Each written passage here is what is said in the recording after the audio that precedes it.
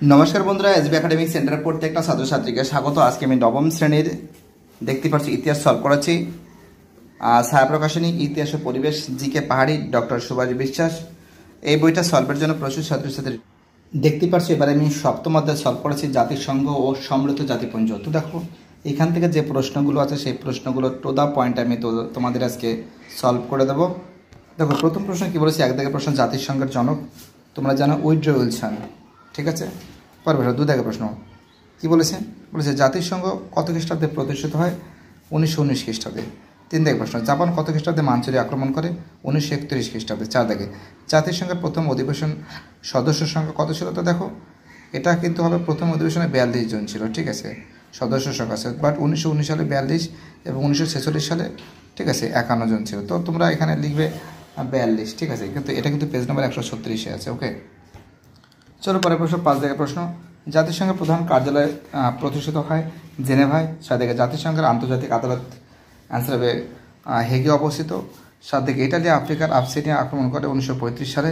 8 দিকে সমস্ত জাতিপুঞ্জের কত খ্রিস্টাব্দে প্রতিষ্ঠিত হয়? 1945 সালে। 9 দিকে প্রশ্ন কটি দেশে জাতিপুঞ্জের ঘোষণাপত্র স্বাক্ষর করে? 51টি। 10 দিকে কটি দেশে জাতিপুঞ্জের সদস্য স্বাক্ষর করে? 51টি। জাতিপুঞ্জের প্রথম মহাসচিব ছিলেন অ্যান্সার হবে জেমস এরিক ড্রুমন্ডস। 12 দিকে মাঞ্চুরিয়া ড্যাশ খ্রিস্টাব্দের অন্তর্ভুক্ত ছিল চীন। 13 দিকে প্রশ্ন জাতিপুঞ্জের সনদে কটি উদ্দেশ্যের কথা বলা হয়েছে? 4টি। এবার দেখো তোমাদের এই প্রশ্নগুলো দেখাচ্ছে। দেখো এখানে যে সত্য মিথ্যা, সমৃদ্ধ জাতিপুঞ্জের প্রথম মহাসচিব ছিলেন বান কি মুন, ভুল আছে। জাতিপুঞ্জের সনদে 7টি নীতির উল্লেখ করা আছে, ঠিক আছে। 3 দাগে প্রশ্ন ট্রিপলি ছিলেন জাতিসংঘের প্রতিষ্ঠাতা, এটা ভুল আছে। 4 দাগে জাতিপুঞ্জের আন্তর্জাতিক বিচারালয়টি নিউ ইয়র্কে অবস্থিত, এটা ভুল আছে। 5 দাগে জাতিপুঞ্জের নিরাপত্তা পরিষদের ভেটো প্রয়োগের ক্ষমতা আছে, এটা ঠিক আছে। এবার দেখো মাঞ্চুরিয়া যেটা আছে অ্যান্সার হবে জাপান হবে, আবসিনিয়া আক্রমণ হবে, ইতালি হবে, চার্চিল হবে, তোমরা জানো হবে, ইংল্যান্ড হবে, রুজভেল্ট হবে, আমেরিকা হবে, ঠিক আছে। এবার দেখো এখানে যেটা আছে বিবৃতি যেগুলো আছে, দেখো প্রথমে বিবৃতির ব্যাখ্যায় এক হবে, দ্বিতীয় বিবৃতিও ব্যাখ্যায় এক হবে। এবার দেখো এখান থেকে যে প্রশ্নগুলো আছে এটা জুম করে দিই, এটা বোঝার ব্যাপার আছে। প্রথম প্রশ্ন 1 দাগের প্রশ্ন জাতিসংঘ কত খ্রিস্টাব্দে প্রতিষ্ঠিত হয়? 1919 খ্রিস্টাব্দের 28 এপ্রিল। 2 দাগের প্রশ্ন সমস্ত জাতিপুঞ্জের কবে প্রতিষ্ঠিত হয়? তোমরা জানো 1945 সালের 24শে অক্টোবর। 3 দাগের প্রশ্ন জাতিসংঘের কাউন্সিলের স্থায়ী সদস্যগুলির নাম কী কী? তো দেখো 3 দাগের যে প্রশ্ন আছে, দেখো এর অ্যান্সার যে এখানে দেখা আছে England, America, France, Italy, Japan, ঠিক আছে। এখানে কিন্তু প্রত্যেকটা জায়গায় কমা দিতে হবে, ঠিক আছে, ইতালি, জাপান, ঠিক আছে, England, America, France, Italy, Japan. দেখো তো আমাদের পরের প্রশ্ন বলেছে 4 দাগের প্রশ্ন জাতিসংঘের প্রথম মহাসচিব কে ছিলেন? অ্যান্সার হবে স্যার এরিক ড্রুমন্ড, যেটা একটু আগে তোমাদের আমি দেখিয়ে দিয়েছি, ঠিক আছে। চলো আমাদের পরের প্রশ্ন কি বলেছে 5 দাগের প্রশ্ন দ্বিতীয় বিশ্বযুদ্ধের পূর্বে জাপান ও ইতালি দুটি বৈদেশিক আক্রমণ করা উল্লেখ হয়। তো দেখো তোমরা জাপানের ক্ষেত্রে লিখবে মাঞ্চুরিয়া, ইতালির ক্ষেত্রে লিখবে আপসিনিয়া। দেখো এখানে বানানটা আছে মাঞ্চুরিয়াটা আপসিনিয়া, ঠিক আছে। 7 দাগের প্রশ্ন দ্বিতীয় বিশ্বযুদ্ধ সময়কাল কত? এখানে আরেকটা প্রশ্ন বাকি আছে, কবে জাতিসংঘের অবলুপ্তি ঘটে? তোমরা জানো 1946 সালের 20 এপ্রিল। 1946 সালের 20 এপ্রিল। পরের প্রশ্ন 7 থেকে দ্বিতীয় বিশ্বযুদ্ধের সময়কাল উল্লেখ করো। 1939 থেকে 1945 সাল পর্যন্ত। 8 দাগের প্রশ্ন কাদের মধ্যে জাতিপুঞ্জের সাধারণ সভা গঠিত হয়? তো দেখো এই যে প্রশ্ন আছে কাদের মধ্যে জাতিপুঞ্জের সাধারণ সভা গঠিত হয়, দেখো এখানে লেখা রয়েছে 8 দাগের প্রশ্ন, ঠিক আছে। দেখো সমৃদ্ধ জাতিপুঞ্জের সদস্যদের মধ্যে এটা গঠিত হয়। সমৃদ্ধ জাতিপুঞ্জের সকল সদস্য রাষ্ট্র নিয়ে, সমৃদ্ধ জাতিপুঞ্জের সকল সদস্য রাষ্ট্র নিয়ে এটা কিন্তু গঠিত হয়, ঠিক আছে। কি বলছি বুঝতে পারছো? সাধারণ সভা গঠিত হয়। 9 দাগের প্রশ্ন সাধারণত কোন মাসে জাতিপুঞ্জের সাধারণ সভা বসে? সেপ্টেম্বর মাসে। 10 দাগে সমৃদ্ধ জাতিপুঞ্জের বর্তমান মহাসচিবকে? অ্যান্সার হবে আন্তোনিও গুতারেস। এবার দেখো এই প্রশ্নগুলো দেখতেই পারছো। প্রথম প্রশ্ন 1 দাগের প্রশ্ন জাতিসংঘ প্রতিষ্ঠার দুটি উদ্দেশ্য উল্লেখ করে 136 থেকে 137।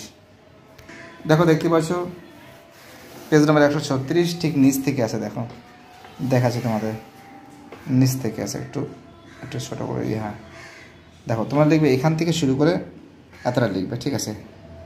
ওকে, এখান থেকে শুরু করে এতটা লিখবে এবং তারপরের পেজে তারপরের পেজ যেটা লিখবে একটু ছোটো করে নিন, ঠিক আছে। দেখো পরের যে পেজ আছে তোমরা এখান থেকে এতটা লিখবে, ওখান থেকে এখান থেকে এতটা লিখবে। তো দেখো এখানেগুলো অনেকগুলো পয়েন্ট আছে, 7খানা পয়েন্ট আছে, যে কোনো তিনটে চারটে লিখবে, যে কোনো 3-4টে পয়েন্ট ভালো করে মুখস্থ করে লিখে আসবে, ঠিক আছে।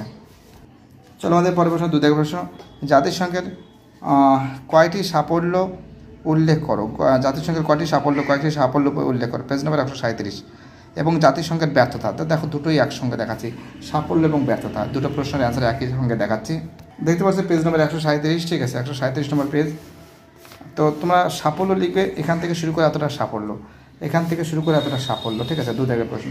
আর এখানে যে ব্যর্থতা যেটা আছে, ঠিক আছে, তোমরা এখান থেকে শুরু করে এতটা ব্যর্থতা লিখবে, এখান থেকে এতটা ব্যর্থতা লিখবে, হয়ে গেল। আর এখান থেকে এতটা সাফল্য লিখতে হবে, ঠিক আছে। এটা 2 নম্বরের প্রশ্ন, এটা 3 নম্বরের প্রশ্ন, ঠিক আছে। মানে 2 দাগের প্রশ্ন, এটা 3 দাগের প্রশ্ন, এটা 2 দাগের প্রশ্ন, এটা 3 দাগের প্রশ্ন। চলো আমাদের পরের প্রশ্ন, 4 দাগের প্রশ্ন। লন্ডন ঘোষণাপত্র কি, পেজ নম্বর 139। এবং আটলান্টিক সনদ কি, পেজ নম্বর 139। দুটো প্রশ্নের অ্যান্সার একবারে দেখিয়ে দিচ্ছি। দেখতে পাচ্ছি পেজ নম্বর 139 নম্বর পেজ। লন্ডন ঘোষণাপত্র এখান থেকে শুরু করে এতটা লিখবে, ঠিক আছে। কী বললাম বুঝতে পারছো, লন্ডন ঘোষণাপত্র এখান থেকে শুরু করে এতটা লিখবে। আর আটলান্টিক সনদ যেটা আছে এখান থেকে শুরু করে এতটা লিখবে, আটলান্টিক এখান থেকে এতটা লিখবে, লন্ডন এখান থেকে এতটা লিখবে, ঠিক আছে। কী বললাম বুঝতে পারলে, একসঙ্গে দুটো প্রশ্নের অ্যান্সার কিন্তু একবারে দেখিয়ে দিলাম। চলো আমাদের পরের প্রশ্ন কি বলেছে,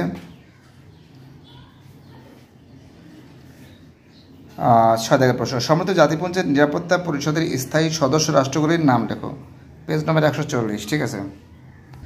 দেখতে পাচ্ছি পেজ নম্বর 140, ঠিক নিচের দিকে, এই যে এখান থেকে শুরু করে এতটা, এখান থেকে শুরু করে এতটা, ঠিক আছে। কী বললাম বুঝতে পারলে।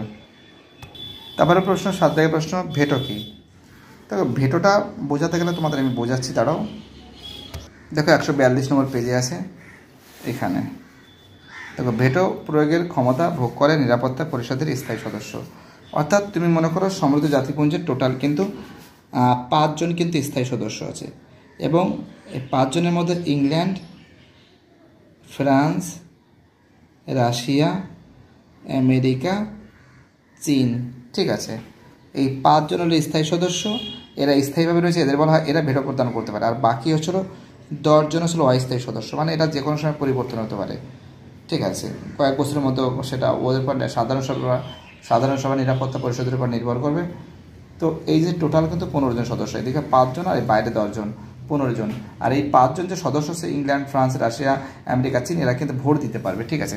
এটাকে বলা হয় ভেটো। তো যাই হোক, তোমাদের এটা হয়ে গেছে।